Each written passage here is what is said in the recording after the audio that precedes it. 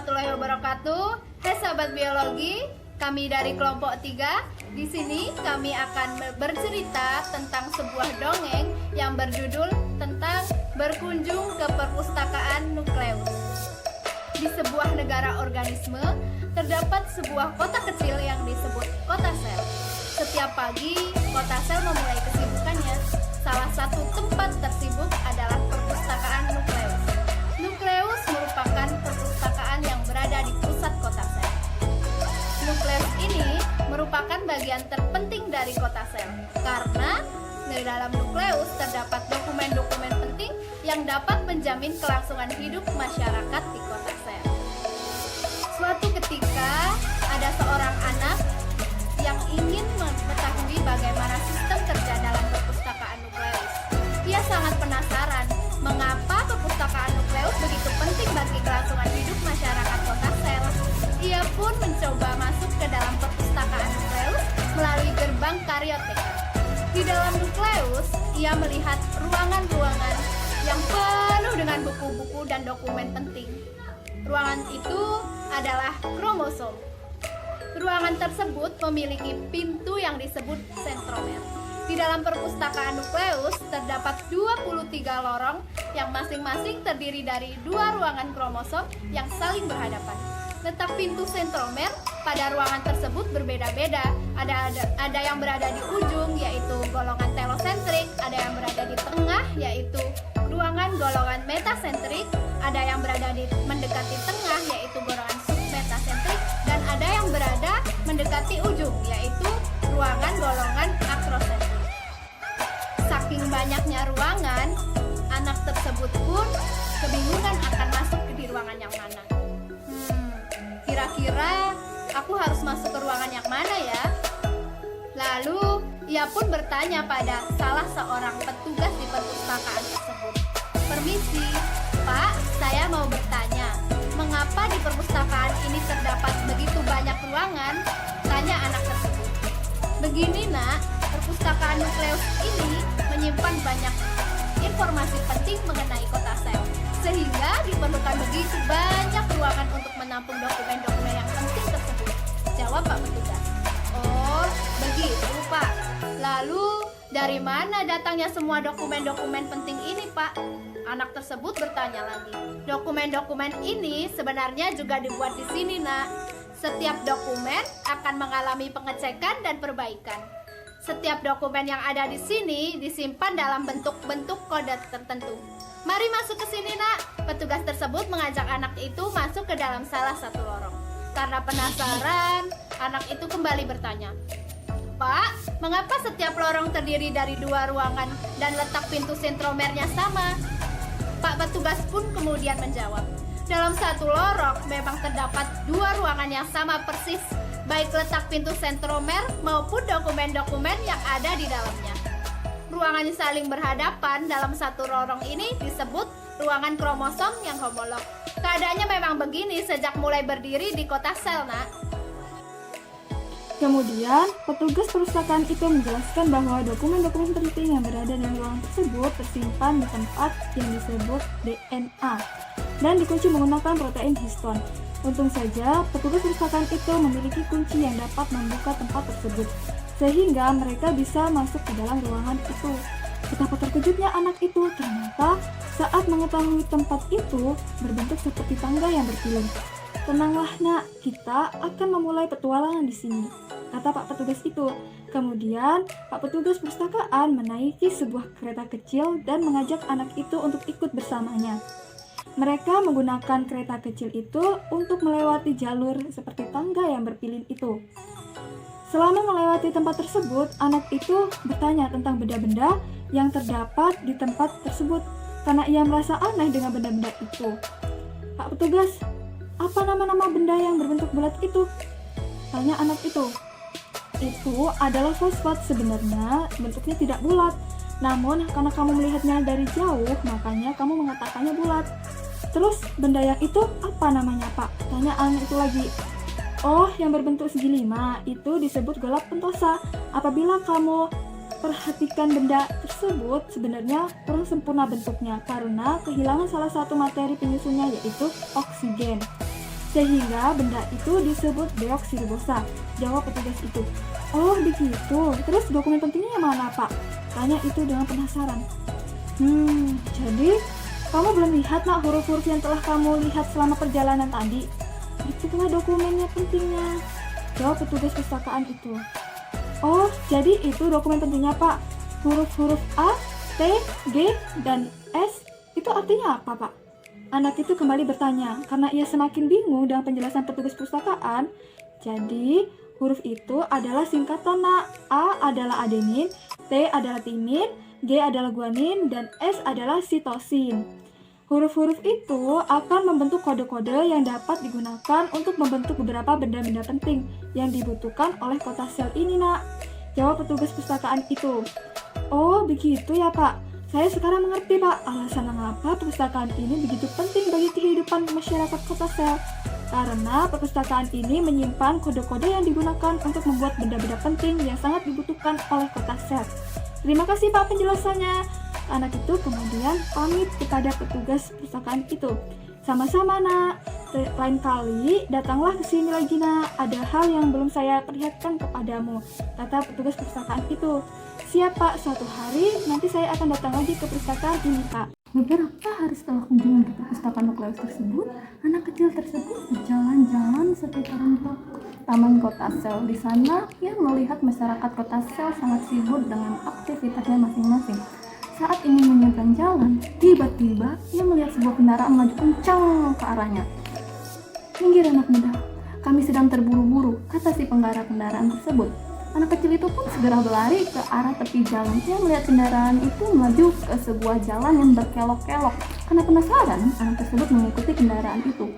Anak itu pun terkejut. Setiap bangunan yang ada di jalan berkelok-kelok itu memiliki bentuk dan struktur yang sama.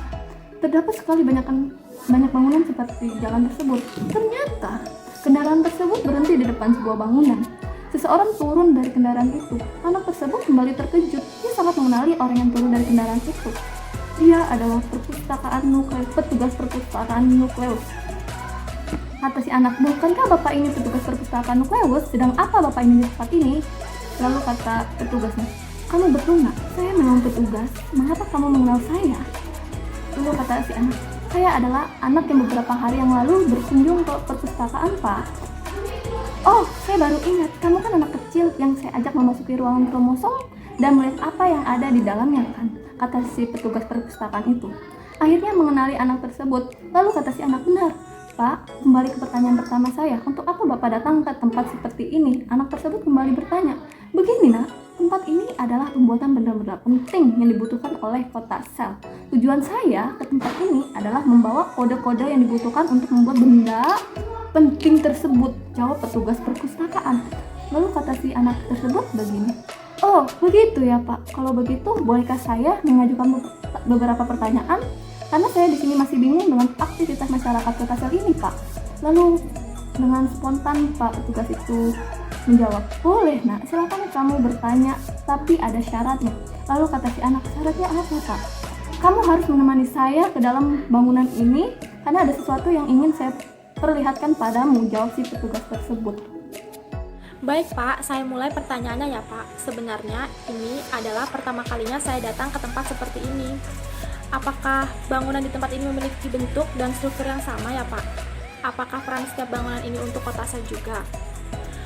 Begini nak, bangunan ini disebut ribosom. Di tempat ini memang banyak bangunan seperti ini. Dugaanmu benar nak, setiap bangunan ribosom memiliki fungsi yang sama, yaitu membentuk benda-benda penting dan dibutuhkan untuk kelangsungan hidup masyarakat kota sel. Kode-kode penting untuk membuat benda penting itu berasal dari perpustakaan nukleus. Oh begitu ya Pak, berarti yang Bapak angkut di kendaraan tadi itu adalah kode-kode untuk membuat benda penting itu ya Pak? Tepat sekali nak, kendaraan yang digunakan untuk mengangkut kode itu dinamakan RNA Messenger, RNA Duta, dan RNA Pembawa Pesan. Fungsi RNA Messenger ini adalah membawa pesan berupa kode-kode penting dari perpustakaan nukleus menuju ke bangunan ribosom ini. Kamu masih ingat kan huruf-huruf yang ada pada DNA? DNA itu tempat struktur seperti tangga berpilin itu ya Pak? Ya, saya masih ingat. Pak, saat itu Bapak mengatakan bahwa huruf-huruf itu adalah kode penting dalam pembuatan benda-benda yang sangat dibutuhkan oleh kota sel. Benar kan, Pak? Tepat sekali, kamu memang anak yang cerdas. Kamu ternyata masih ingat dengan semua penjelasan saya. Huruf-huruf yang kamu lihat itu mengalami proses penyalinan yang disebut dengan transkripsi. Dalam proses tersebut, huruf-huruf itu membentuk formasi 3. Huruf yang disebut dengan triplet. Huruf tersebut berada di dua sisi, namun hanya ada satu sisi DNA yang mengalami penyalinan. Sisi itu disebut sense, sedangkan sisi yang tidak mengalami penyalinan disebut antisense. Apakah saat itu kamu memperhatikan bahwa huruf-huruf itu berpasangan, Nak? Iya, Pak, saya sangat ingat sekali bahwa huruf-huruf tersebut berpasangan. Huruf A selalu berpasangan dengan huruf T, dan huruf S selalu berpasangan dengan huruf G. Benar kan, Pak? Tepat sekali, Nak. Huruf-huruf itu sebenarnya digabungkan oleh satu ikatan yang disebut, sedangkan pasangan huruf S dan G diikat oleh 3 ikatan hidrogen.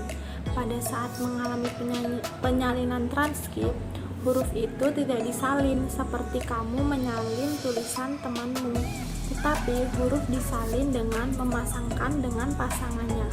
Apakah kamu mengerti, Nak? Jujur Pak, saya sangat tidak mengerti dengan penjelasan Bapak tadi. Justru Bapak jelaskan ulang, apa maksud dari disalin dengan cara memasangkan dengan pasangannya itu Pak? Begini Nak, misalnya saja kita ambil contoh, huruf yang ditranskripsi adalah huruf S, maka hasil transkripsinya adalah pasangan dari huruf S, yaitu huruf G, gitu Nak. Oh, begitu Pak. Jadi apabila yang ini transkripsi adalah huruf A, maka pasangannya adalah huruf T, gitu ya Pak? Kali ini kamu keliru Nak, kode-kode yang akan dikirim ke bangun ribosom ini tidak membuat huruf T karena diganti dengan huruf U atau urasil. Oh begitu Pak, jadi hasil transkripsi huruf A adalah huruf U. Kalau begitu, apakah huruf T tidak dapat ditranskripsi Pak? Begini Nak, huruf T bisa ditranskripsi dan hasil transkripsinya adalah pasangan dari huruf itu sendiri, yaitu huruf A. Oh begitu Pak. Terima kasih atas penjelasannya Bapak tentang proses transkripsi itu Pak. Sama-sama Nak, penjelasan saya tadi hanyalah mekanisme sederhana dari proses transkripsi. Sebenarnya proses transkripsi itu sangat rumit dengan kompleks. Petugas pun menjelaskan mengenai jalanan berkelok. Jalanan berliku-liku ini disebut juga dengan retikulum endoplasma yang menghubungkan dengan perpustakaan nukleus. Di jalanan retikulum endoplasma merupakan tempat transportasi benda-benda penting yang akan masuk ke kota sel dan juga tempat menginspo benda-benda penting keluar kota sel. Nah, di dalam jalanan retikulum endoplasma yang terdapat ribosom disebut dengan retikulum endoplasma kasar, sedangkan jalanan retikulum endoplasma yang tidak terdapat ribosom disebut dengan retikulum endoplasma yang halus. Nah, seperti itu Nak. Jelas petugas. Selanjutnya, anak itu pun mengikuti petugas masuk ke dalam bangunan ribosom berupa pabrik dan menjelaskan mekanisme proses translasi. Jadi Nak, pada translasi dibutuhkan bahan baku berupa asam amino. Nah, asam amino ini berasal dari pelosok kota sel, yaitu dari sitoplasma. Selanjutnya, asam amino akan diangkut oleh RNA transfer dan disusun melihat kode-kode penting yang dibawa oleh RNA messenger. Nah, kode yang diterjemahkan ini disebut dengan kodon. Kodon memiliki pasangan yaitu antikodon. Antikodon inilah yang ada dalam RNA transfer dan mengikat asam amino. Apakah kamu sudah mengerti, Nak? Tanya sang petugas. Ternyata anak ini masih belum mengerti dan meminta untuk penjelasan kembali.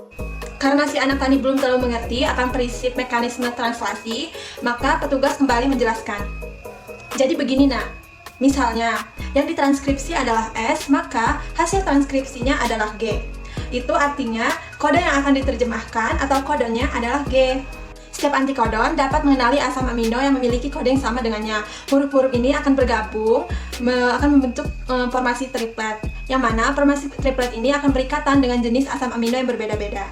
Nah, terdapat 20 jenis asam amino di kota sel ini, Nak. Setelah itu, asam amino ini akan diangkut menuju bangunan ribosom, lalu akan disusun berdasarkan kodon RNA messenger yang membentuk benda-benda penting yang dibutuhkan kota sel. Nah, bagaimana nih, Nak? Kira-kira udah mengerti belum?